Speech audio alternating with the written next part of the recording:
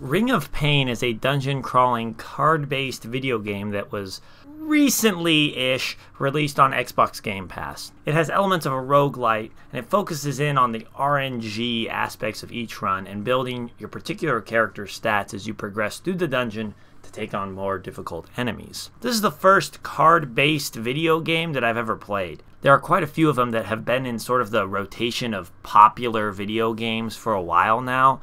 There are the PvP card games like Hearthstone or Artifact, or like the million different Magic and Yu-Gi-Oh card games, which has always been kind of weird. But there are also these dungeon crawling type of games now, where you're taking the randomness of the game and making active decisions throughout your run to save health, manage stats, equip items or spells or whatever, and attack wisely to defeat enemies that you encounter. These are games like Slay the Spire or Monster Train. I've heard good things about these games, but I frankly don't really have any interest in them for the most part. I just never really understood the appeal of card games physically, so playing them digitally didn't make much sense to me either. I know there's been like this weird nostalgia bait resurgence in things like Pokemon cards recently. Probably a confluence of a weird influx of money because of the attention, like a snake eating its own tail, where people only care because of how much money some cards are worth, but the cards are only worth so much because of how much people seem to care, and it's culminating in some like random live streamer buying fake cards for thousands of dollars because that's a good use of their donation money, or even just watching people open up packs of Pokemon cards as if that's super fucking fun, right? Good content there, guys. And then of course that person happens to find the card that's worth like,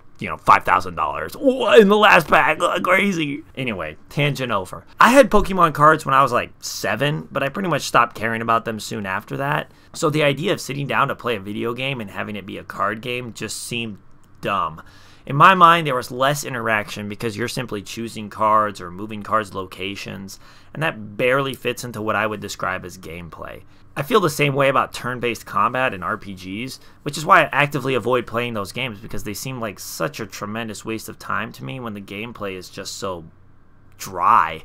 However, with Ring of Pain, I honestly didn't know it was a card-based game until I had already downloaded it and started to play it. So I figured, well, what the hell? Might as well give it a fair shake and step into a genre that I know nothing about. The game features several enemies, items, and other cards in a circular layout that you can rotate around. The two front-facing cards are the ones that actively affect you the most often, though not always. You need to try and gain items and stats while also clearing out enemies to progress. But there are several wrinkles that make the game interesting from the beginning. The first is that you don't actually need to kill enemies in order to progress.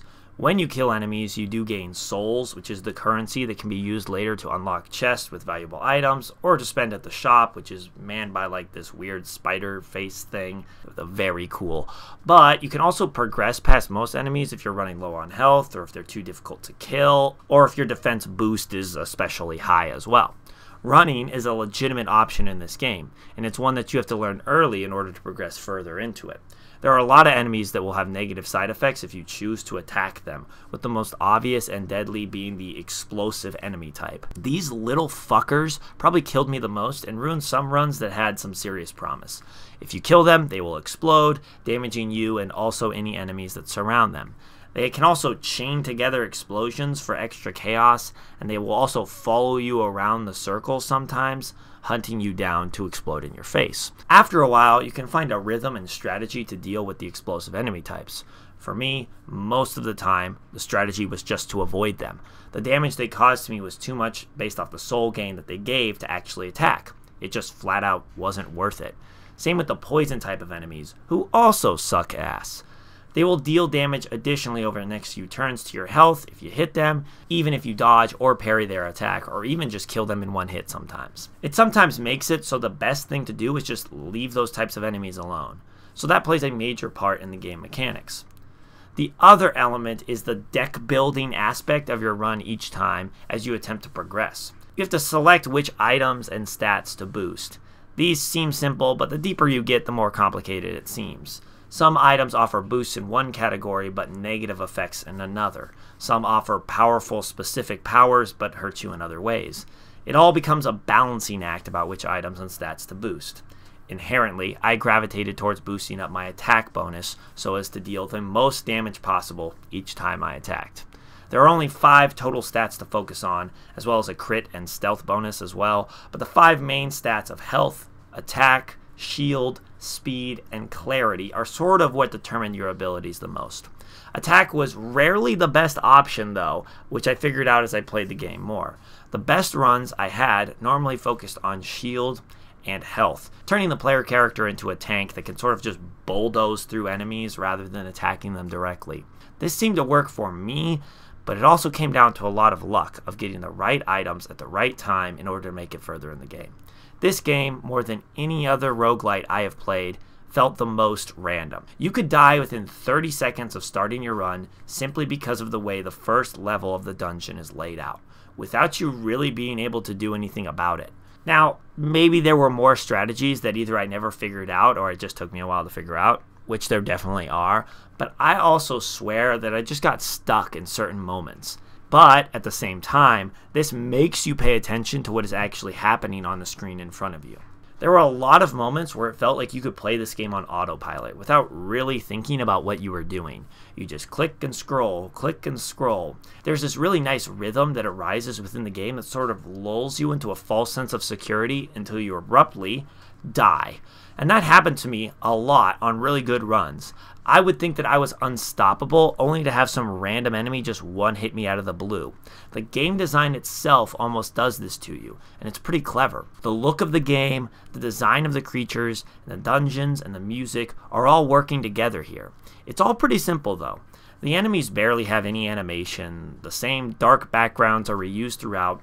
The game just looks simple. It's impossible to think that this game wouldn't be perfectly suited to play on a tablet, a phone, or a Nintendo Switch. I was playing it on Xbox, which really doesn't seem like the ideal way to play it in the broad scheme of things, because this game's not really a couch game, but one that you can pick up and experience quickly and at some point throughout your day if you have the time. But I still love my time with the game. It has this addictive quality to it that I did not expect when I first started playing it. There is definitely the one more run element that lots of other roguelites have, but this game almost made me want to beat it out of spite. It just made me mad because of how brutal some of the enemies and mechanics within the game are. Whether it was a long-range enemy slowly chipping away at your health, an enemy that will consume other enemies in its path, growing larger and stronger as it goes, or that stupid fucking owl. This game gives you lots of challenges to take on. Those challenges did annoy me, but rather than convincing me to put it down, which I actually did do for about a week before coming back to it, I wanted to push through those challenges to conquer it. The storyline is borderline nonsensical. You can have conversations with two side characters throughout your journey that act as a binary choice once you get far enough into the dungeon. There is the owl, who presents himself as your friend, offering you respite with some health potions at some points and items that he gifts to you. He speaks in quatrains of rhymes, and almost all of what he says is just a little goofy to me. It's all supposed to be metaphorical, but it also acts as these sort of proverbs or lessons that you learn, which is kind of interesting once you find out what a royal bastard he is. The reveal of the owl being actually evil is not surprising, because even in his quote-unquote normal form, he's pretty damn creepy, like pretty much everything else in this game. But it did add a nice oh shit moment when his real face opened up and you realized that you were going to have to face down this monstrous owl. The other boss was not as dramatic since it's just like a big void of darkness. I think that the dark void is supposed to represent some idea of yourself that you're giving up on by siding with the owl, and that by choosing to destroy it, you are giving into the dark base instincts of your mind. But I really have no idea, and I don't think that there's anything substantial enough to really dig into. But I did appreciate that they tried to add some background lore into the game throughout, with different question options available to prompt the owl and the dark void with through your various runs. Really though, the game is all about vibes, and the vibes of these games are specifically designed to just make you as uncomfortable as possible. From the design of the monsters, the noises, and especially the music, this game is reaching into the depths of despair to create the mood, which really does make sense. With a name like Ring of Pain, it was not going to be all happy sunshine rainbows. Until you get to the companions area, that is, which is full of puppies and toads. And then you kill them all, which is nice. But you get a nice jacket made from their corpses. But the game is dark and ominous and moody. The music adds to the creepiness factor in another way.